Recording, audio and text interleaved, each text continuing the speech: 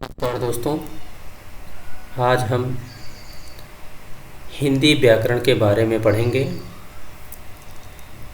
हिंदी व्याकरण।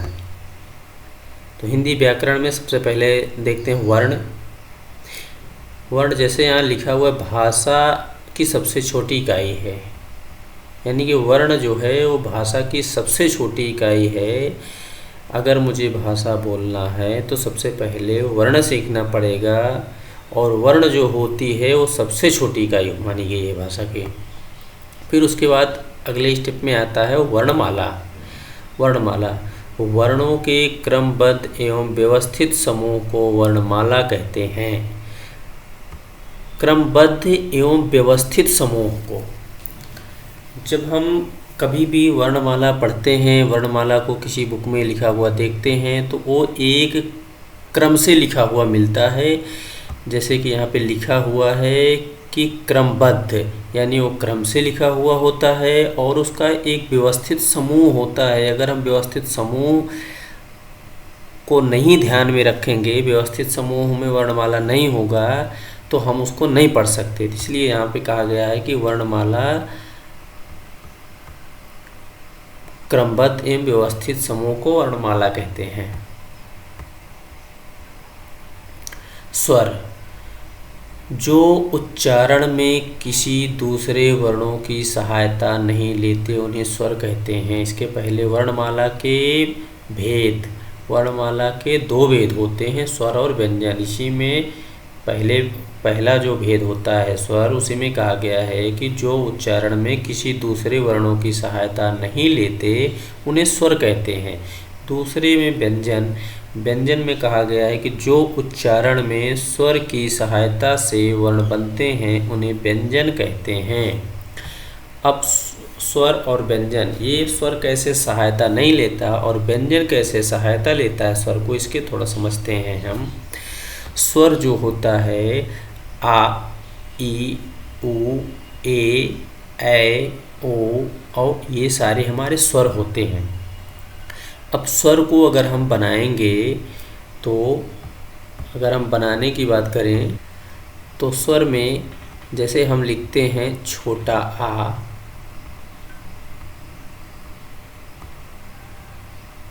ये हमारा छोटा आ हो गया। धन, एक और छोटा आ। उसके बाद हमारा बनता है आ, ये बना। तो यहाँ पे हमारा एक स्वर और दूसरा स्वर, दोनों स्वर मिल कर के हमें स्वर बनते हैं। इसीलिए कहा गया है कि इसमें व्यंजन की सहायता नहीं ली जाती है। इसलिए हमारा स्वर बिना किसी दूसरे की सहायता लिए हुए बनने वाला वर्ण कहा जाता है। अब व्यंजन की बात करते हैं। व्यंजन जो उच्चारण में स्वर की सहायता से वर्ण बनते हैं उन्हें व्यंजन कहते हैं। व्यंजन को देखते हैं कैसे, कि व्यंजन कैसे स्वर की सहायता लेता। अब अगर व्यंजन की बात करें तो जैसे मुझे लिखना है का एक व्यंजन है, तो हम पहले का में छोटा का लिखते हैं, ये हमारा हो गया का। धन, का में अब पूरा का बनाने के लिए अभी तो याद है, अब इसमें मुझे आ तो लिखना पड़ेगा। का, धन, छोटा आ बराबर, अब हमारा जाके पूरा का कंप्लीट होता है। तो का जमा आ बराबर का। अब यहाँ पे क्या हो रहा है, व्यंजन जो है हमारा व्यंजन ये स्वर की सहायता ले रहा है। स्वर की सहायता से बना हुआ हमारा वर्ण है। इसीलिए यहाँ पे क्या गया, जो उच्चारण में स्वर की सहायता से वर्ण बनते हैं उन्हें व्यंजन कहा जाता है। अब आगे अगर हम बात करें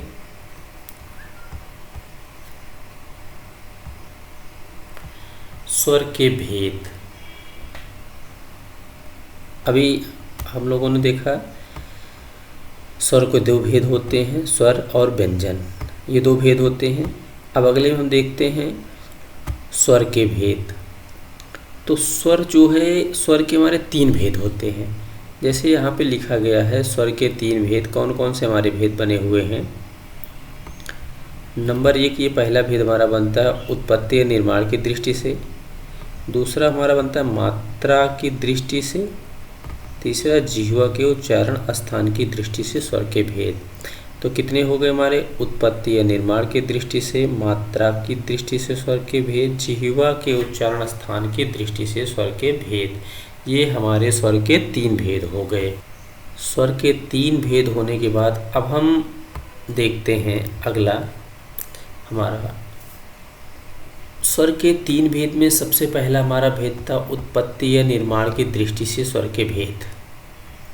तो उत्पत्ति या निर्माण की दृष्टि से स्वर के भेद, इसके भी 3 भेद होते हैं। नंबर 1 मूल स्वर, 2 दीर्घ स्वर, नंबर 3 होता है संयुक्त स्वर।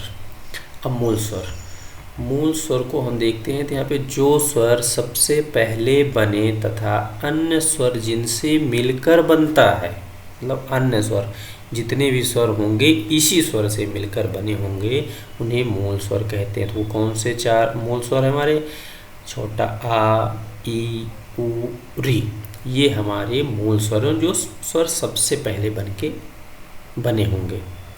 इन्हीं चारों स्वर से हमारे अन्य स्वर बनते हैं, ऐसा इसमें कहा गया है।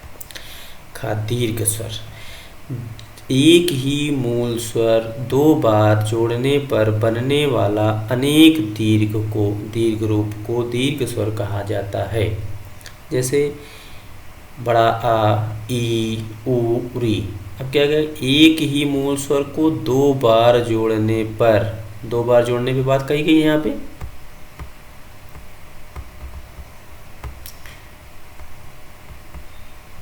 ये देखो 2 बार जोड़ने पर, तो यहाँ पे छोटा आ प्लस बड़ा आ, छोटा आ और छोटा आ 2 बार जुड़ाना है, छोटा छोटा मिलके बड़ा आ, छोटी ई बड़ी ई, उ, ऐसे री। तो इसीलिए जो है इसमें कहा गया है कि किसी भी एक ही मूल स्वर को 2 बार जोड़ने पर दीर्घ स्वर हमारा बन जाता है।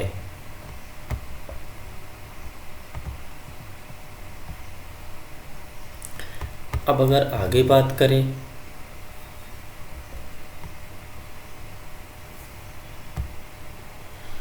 ग संयुक्त स्वर, 2 अलग अलग स्वर मिलकर जब एक नया स्वर बनते हैं तो उसे संयुक्त स्वर कहते हैं। 2 अलग अलग स्वर, जैसे यहाँ पे कहा गया आ एक अलग स्वर है, ई अलग स्वर, तो आ ई मिलके ए, फिर आ और ई मिलके आई, आ उ मिलके ओ, आ और उ मिलके ओ।